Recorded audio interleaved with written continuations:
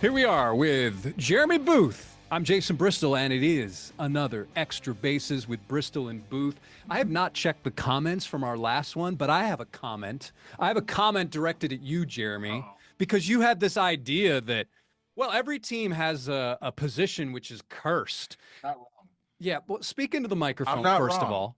I'm not wrong. Yeah, but I think the position, you said the Seattle Mariners at catcher are cursed. Okay. And do you remember the position I said? When you said first base. I said first base. Do you want to see the numbers? Do you want to hear the numbers? Okay, go ahead. What do you All got? right. So when you look at the yearly starters in terms of catching, from 22 to 24, Cal Raleigh, we're talking, and granted, I know not everybody's into WAR, but WAR for Cal Raleigh in 2022, 3.9, 3.4 in 23, 4.7 in 2024. That is not a position which is like this abyss anymore. This guy is productive. And yes, Zunino was in the zeros. Olivo was in the zeros. What was it? Kenji Jojima, he was okay. Even Dan Wilson wasn't that great, but he was there for a long time. Jeff Clement didn't even play enough games to qualify. Oh. But That's granted, given that he was one of their picks and not making it, certainly that does show that. But Jeremy, how about Dave Valley? Dave Valley was before Dan Dan Wilson. I'm talking about a curse. Yeah, but Dave Valley played 5 years, started for 5 years. How do you do? His top WAR was his last year in 93 at 3.4. Okay. So just to be clear before you go on with the first baseman. Okay. We got Dave Valley. Yep. Dan Wilson. Yeah. Miguel Olivo. Mm-hmm. Mike Zunino. Yeah. Am I missing somebody in there? There was a fifth guy, I think you said. Well, there was Miguel Olivo. There's Rob Johnson. Oh, yeah. I forgot about Rob. Chris Iannetta. Okay, like I said. And nothing against those guys. They're big leaguers. Yeah, they're big leaguers. But both those guys are backups. Yeah. Okay, go on. That's 20 years of catching. Yeah, but look, here's the first baseman following John Olerud and then Richie Sexson. Russell Branyan, Casey Kochman, Justin Smoke, Logan Morrison, Adam Lynn, Valencia, Ryan Healy. I think that's Ryan Healy. It is. You know what? I'll pause you right there. Nola. Is this Tyler White? No, Evan White. Yeah. And then you've got France, and that's been okay. But last year, Rowdy Tellez was, France was a negative 0.2, and Justin Smoke was in the ones. Okay, so for me, that is your abyss, first base. Why can't they just have both? Okay. Because I'm going to say this. We had 4 of those guys when I was there. 4 of them. And you're right. They are big leaguers. So they have that over both of us. That's a fact. But they had Logan Morrison, who was a good dude when I was there. We had Smoke, obviously. We had Adam Lind was there when I was there. And there was another guy you said in there as well. Olivo, Rob Johnson. Yeah, first baseman. We had Logan Morrison. We had Smoke, Adam Lynn, Valencia, Healy, Nola, Evan White. Danny Valencia? I think it is. Third base. Danny Valencia. But he played the most games at first base. Yikes. I'm sorry. Can you repeat that? Yeah, yikes. We had Mike Karp played some first base for us when I was there. Yeah. Let's just say both. Okay. That's a pretty bad run in 2 spots. Okay. So then I got thinking about another team that potentially would have a curse at a position. Okay. And I'm going to throw the team out here, and you tell me, guess the position, at least the position that came to my mind. All right, that's fair enough. And I'm going to say the team that I grew up watching a lot of, the New York Mets. You want me to pick the position? Yeah, pick the position, which came to my mind. Okay, give me a time frame, because we're doing what, past 20 years? All right, 20 years. All right.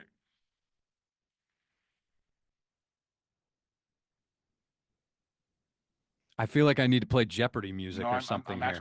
I got to think it through because I didn't watch the Mets enough. Okay. I used to watch them in WWR. Boy, this position ain't great either. I'm going to say third base. David Wright, dude. I forgot about David Wright. Good point.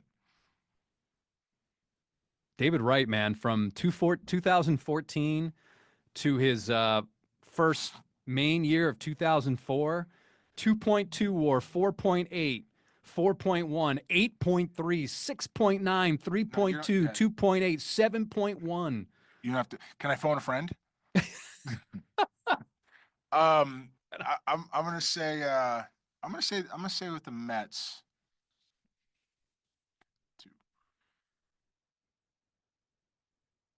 I'm gonna say catcher for them too. Yes.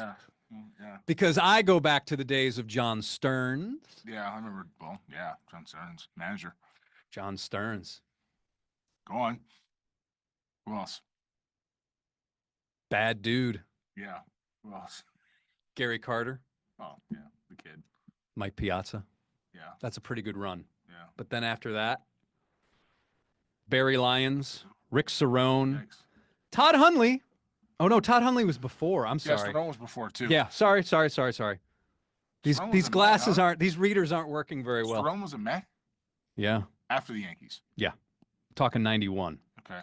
So, pardon me. This is the same Cerrone that works in their front office now? No. That's a different one. Yes. That guy was in Newark. The other Rick Cerrone. Yes. This one. Okay. Yeah. Thought so. I think so. Go ahead. So, you're talking Vance Wilson. So, after Piazza, Vance Wilson, Jason Phillips. JP, my dog, he's going to listen to this. He lives in Georgia. We had him in Seattle, too, as a coach. Paul LaDuca. Yeah, pretty good, but he was there for 2 years. Then you go Brian Schneider, Omir Santos, Barajas, Buck, Darno, Plawecki. Is that Wilson Ramos? Wilson Ramos. James McCann for a little bit. I wasn't. The guys. Francisco Alvarez, and now they've got Luis Torrens. Yeah. So, all right. So I guess we're on the same wavelength there. Mets is definitely behind the plate. I was never. I scouted Plawecki as an amateur and McCann. Mm-hmm. I was never on it. I never got it. Listen, McCann's done pretty well for himself. Yeah, but it wasn't what I thought it was hyped up to be. So when you go through those type of scenarios and players are hyped up to be a certain thing by the industry, there's only one place to go, and that's down. Yeah. So it's not Plawecki was supposed to be a bat. He wasn't supposed to be a defender. It's amazing how many catchers we run into, especially in recent years, where the bat's going to play, and it doesn't happen. People don't realize how hard it is to hit in the big leagues. Yeah. Hard as it is as a pro. I mean, if you've ever had to stand in there, even just in live batting practice and look at that stuff, it's tough. So anybody that did it for any kind of time, like, they deserve a pat on the back and credit for doing it, because it's really tough to do. That said, if you're going to do it at that level, there's a different set of standards once you're there. That's what it is.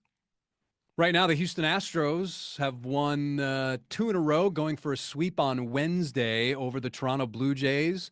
Christian Walker had a day off on Monday, responds with a multi-hit game on Tuesday. With Walker out, Jeremy Pena batting 4th, Yordan Alvarez batting 2nd. And then you have Isaac Paredes moving to 3rd. Mm-hmm. And then that lineup was kept for a second game. The Astros look better, but this is not. The key really has been production at the bottom of the order, in my mind. I'm still hitting Pena 2nd in this lineup, and I'm hitting Alvarez 3rd, and I'm hitting Paredes or Walker 4, and the other one 5. And I think Paredes takes a lot of pitches. Does. So to me, he's hitting behind Yordan? Behind Yordan. He's hitting 4 and Walker's hitting 5. And then I'm figuring it out from there with likely a Diaz or a Dubon, 6-7, Smith 8, and then I've got whoever else is out there in the 9 spot.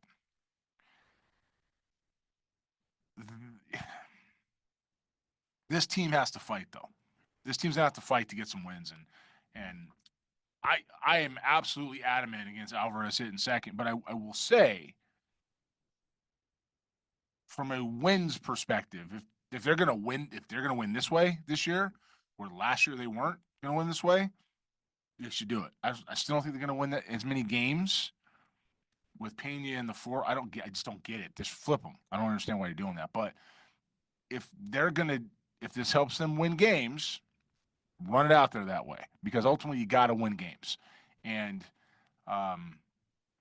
in my estimation, this team will have 2 or 3 more hot streaks throughout the year.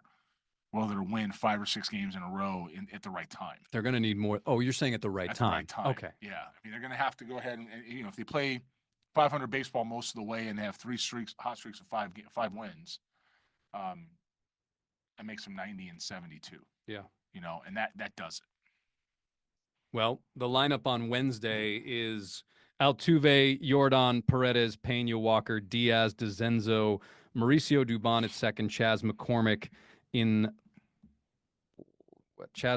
center, obviously, because Jake Myers has the day off, Ryan Gusto on the mound, and Jose Altuve's in left field. But it was interesting. Altuve's leading off? Altuve's leading off, yeah. Yeah. Gusto's the guy, before you go there. I was on the phone today this morning with some guys back home in SoCal. Big leaguers, guys I grew up playing against and guys that, known for a long time. And the guy they talked about with the Astros was Ryan Gusto. That was the one they talked about. Because what do you got? What about this? What about that? They're breaking it down. It's like we always do. We always break it down. And they talked about Ryan Gusto. And I went, what do you got? What do you got on Ryan Gusto? Big dude. Throws a lot of strikes. One guy said too many strikes, but a lot of strikes. And it's funny when you look at these guys break hitters down or pitchers down, what they're looking at. They didn't talk about Alvarez. They didn't talk about Altuve. Those guys kind of you check the boxes on. They talked about production from Cam Smith a little bit. They talked about production on the mound from the back of the rotation, from guys like Gusto and guys like Wisniewski, and they're looking at pieces like that. And for the rest of you guys out there, the reason why they do that is because those are the guys that need to be successful for you to win. Alvarez, he's going to be Alvarez. May not be the best version of him depending where you put him, but he's going to be Alvarez. Altuve, it's better for this club in the 1 spot where 5 years ago he's better in the 3 spot. Okay? That's the way that works. And so those guys, nobody's worried about it. Not thinking about it. You're not worried about these guys are going to do, because eventually that's going to show up. Ryan Gusto, that's a question, right? Hater you don't talk about, but you talk about the guys that get the hater. Worry about that. So listening to the big leaguers talking about, or the guys that hit in the big leagues talking about the Ryan Gusto approach was an interesting one. To see him tonight, I'm going to go see him tonight. To see him tonight is going to be fun. And it's interesting you mentioned Ryan Gusto, because last year during spring training, I was on a backfield, Jeremy, where the minor leaguers are, looking for Bryce Matthews, actually, and just heard this glove popping, which is not uncommon in spring training or during spring training. In March, yeah. But this one had a different sound to it. And I was walking with the our photojournalist, Mike Orta, and we were walking and we saw Dana and we were walking in the same direction. I go, who's that? That's him. Yeah, he's made a reputation. I remember the story. I remember you telling me about this guy. And what was also interesting was because when you looked at the back of his jersey, the name Gusto, right, and it just stands out. Wasn't there a family connection with this guy somewhere?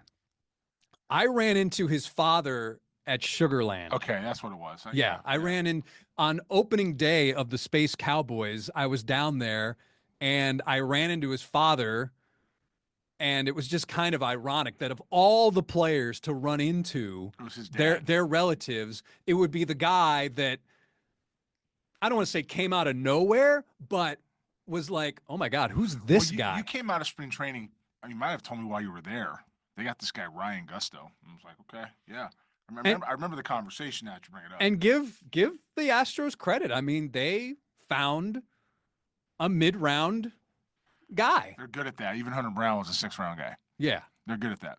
So of course, mid-round is a little different these days. Yeah. No, they were good. They were good at that. That's where that stuff that they pulled off worked. I mean, Gusto is 26, so he's not a young guy.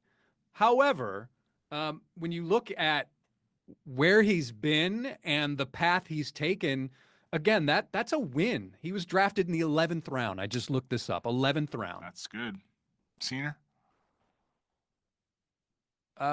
Senior. Now you got it. Now, boy, now you're really getting me. Now I'm asking questions. Now you're really getting me. I don't have that information in front of me. He might have been a senior. But he was another guy who did the junior college route. Right. And he was at Florida Southwestern College and missed 2021 due to Tommy John.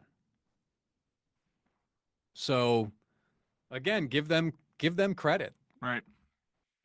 Well, he's pretty good because he's being noticed. Now, start off that one day. I will say this for those of you, I do remember this story because the minute you said spring training, the dad triggered somewhere. Yeah. I just didn't remember where you ran into the dad. But I remember that story, and again, the guys who were talking about him could really hit, and they were bringing it up, so it was pretty good. Yeah. Where did they see him, or just film, or film? Just watching the games. But ex-players will still watch the game. Sure. They just don't want to see things that disrespect the game. Mm-hmm. Does that make sense? Yeah. They'll watch the game. Game's a game.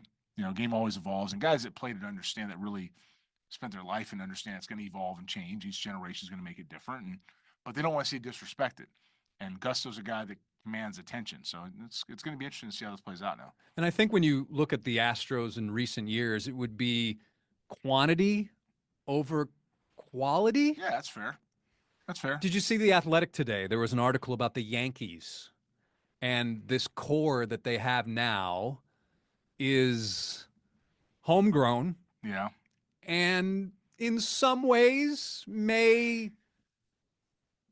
bring back memories of the main core from the 90s, not necessarily in that type of quality, but the fact that talking about the Jeter Williams core. Yeah. So I just watched The Captain again the other night. Okay. And I watched it because, full disclosure, I'm in it. So I wanted to see myself in it again. Yeah. And I don't see that out of this team.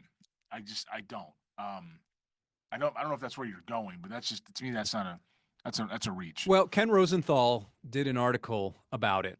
Yeah. And it was in The Athletic. Yeah. And there were some interesting quotes that you have been preaching for years. Oh. Okay, enlighten me.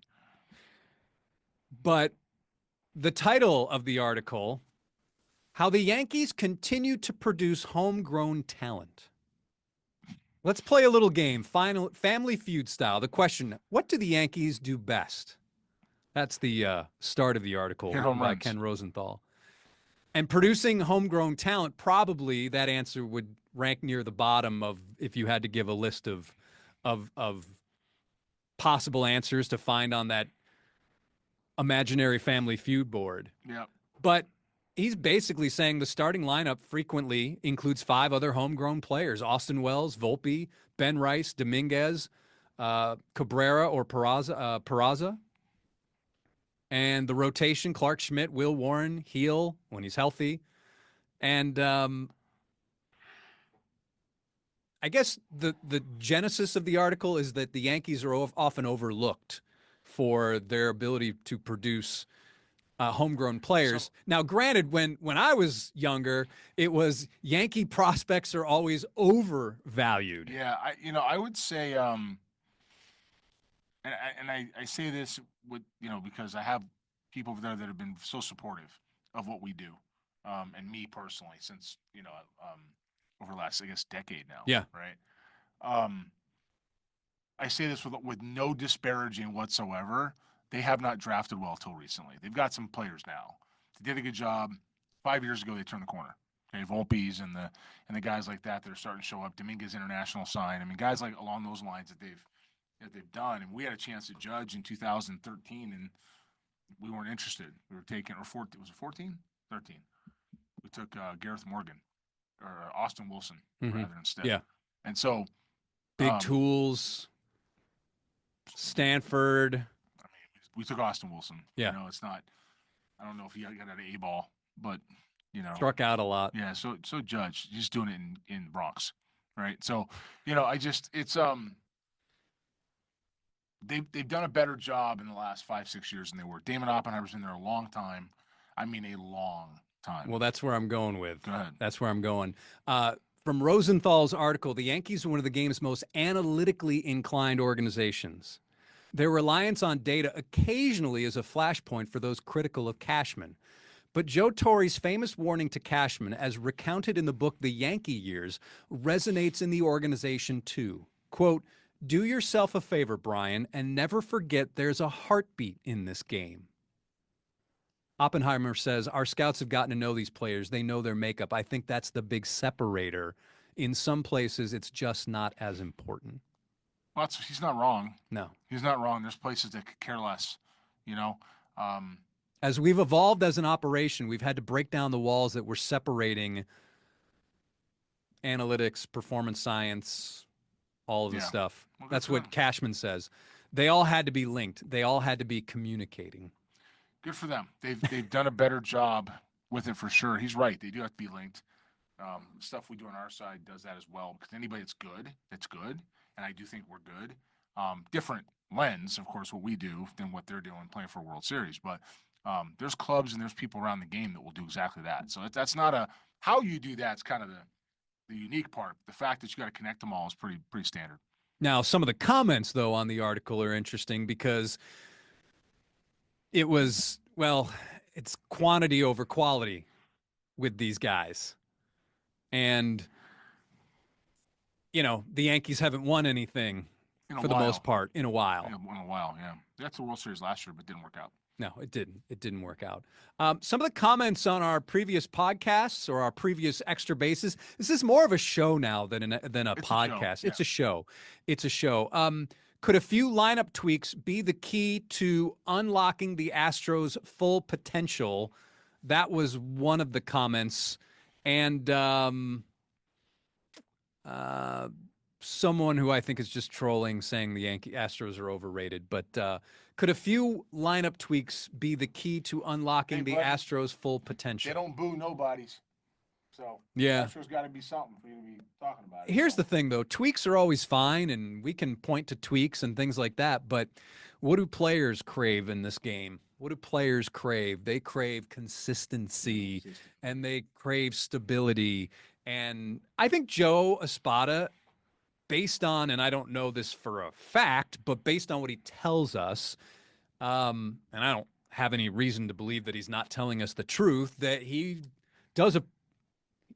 communicates with his players and tells them, this is why I'm going to move you here. This reason is why you're going to sit today, and I need to get somebody else at bats. So, you know, he's not just taking the marionette and the puppet strings and not communicating with anybody. Yeah, I think it's unfair to say that Joe doesn't communicate. He may not be right. Okay, well, I didn't say that. I know, no, not you in general. I don't know if anyone's saying that. Well, I've heard it. Okay. I've heard it. Okay. I think it was a good point you brought up because he is a guy that seems to have the players wanting to play for him. Mm-hmm. And that's good.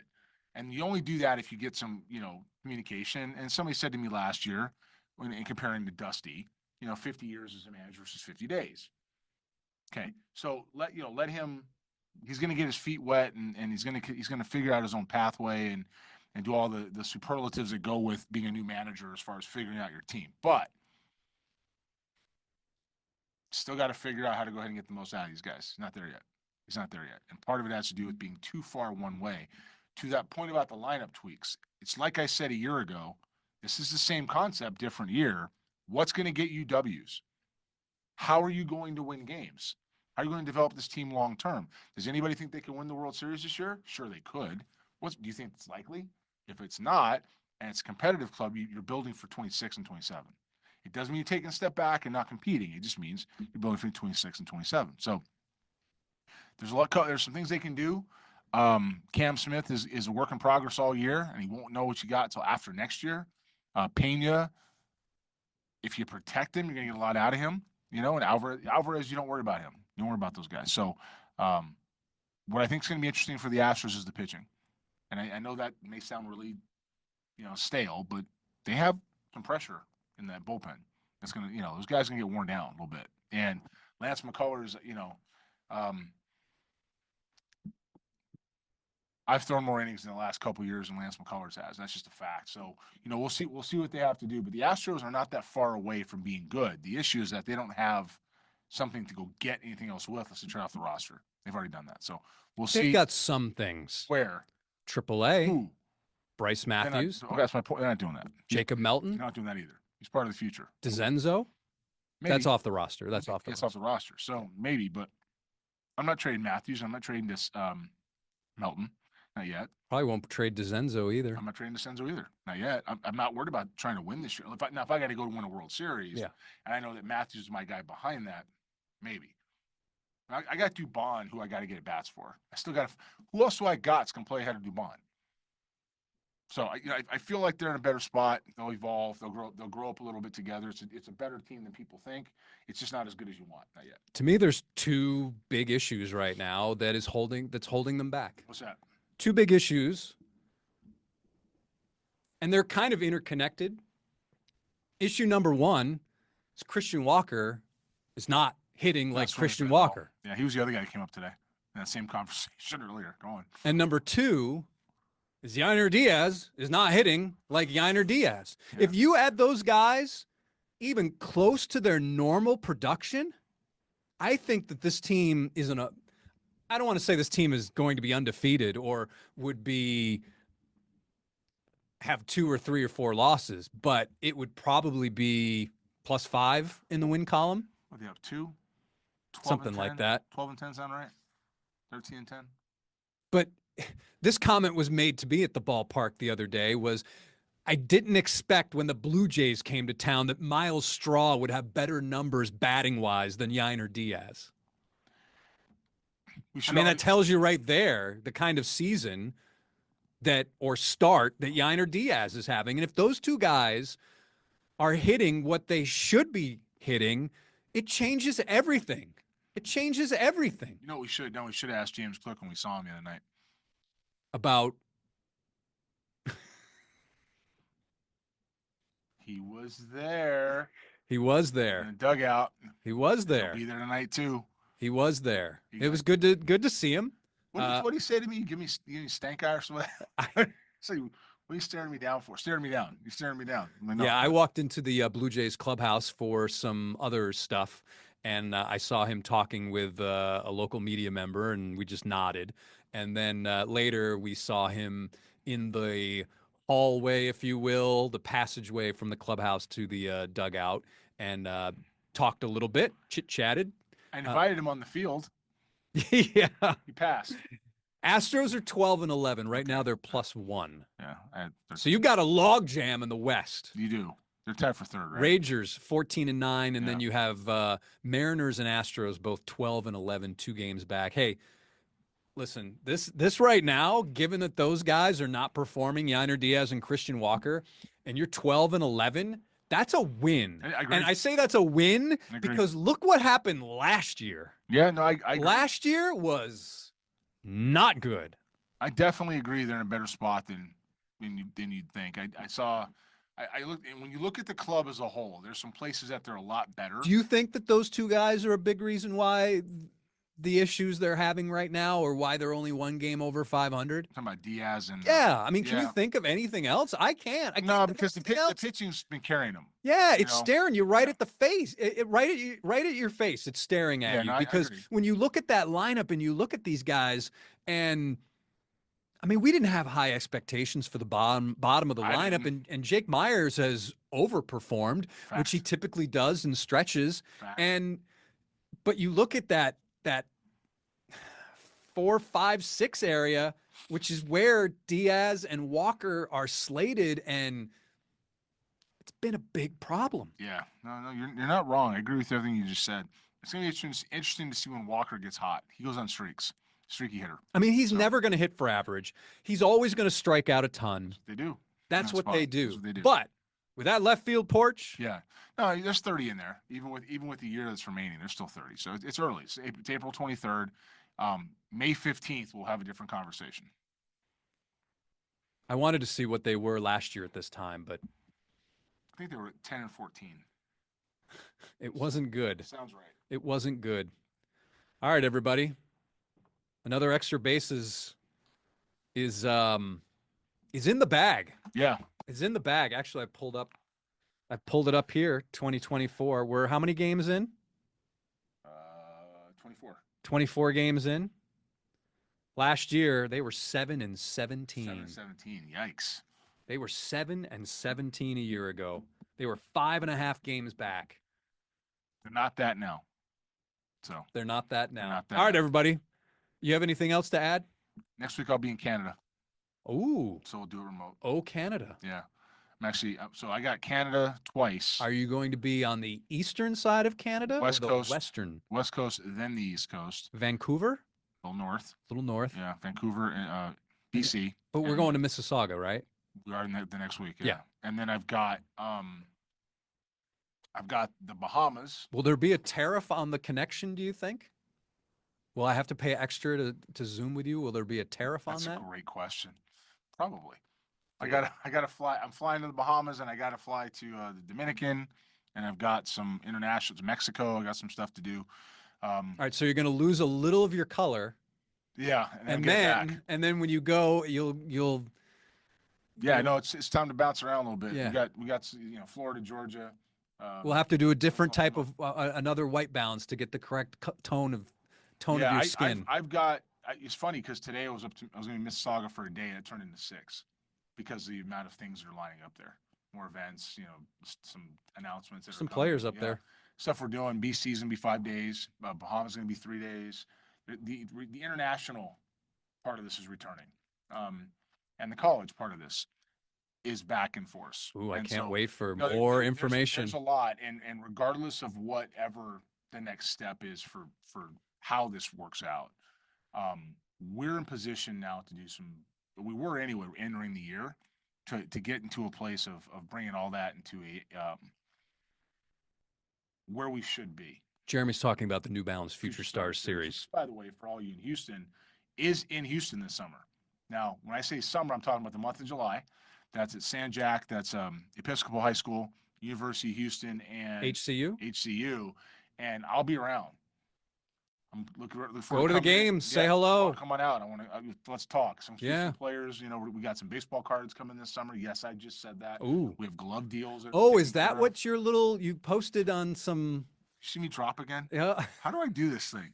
I have size 15 feet. I think your feet are hitting the lever. How's that? Yeah. All right. And the thing that you posted has to do with what's part of the Toronto Blue Jays logo? The Blue Jay? Yeah, but then there's a maple and I don't know, a leaf? A leaf. How that? Yeah. It's a baseball card deal that's in place. There's some people who think they can how's the right way to say this? Use what's not theirs still. Not that main one. There's another one. Okay. It's amazing what's going on out there. We got a glove deal now with Emery. It's an interesting time in the Future Stars Series land. Let's give it about, I don't know, May 1st sounds good to me. Okay. Let's give it till about May 1st, and then we'll figure out where this is going to go. All right. How's that? Okay. It's a date. I got a lot for the whole planet to hear should I decide to go there. Right now, I'm just hoping to go do our thing. Okay. Cool? All right.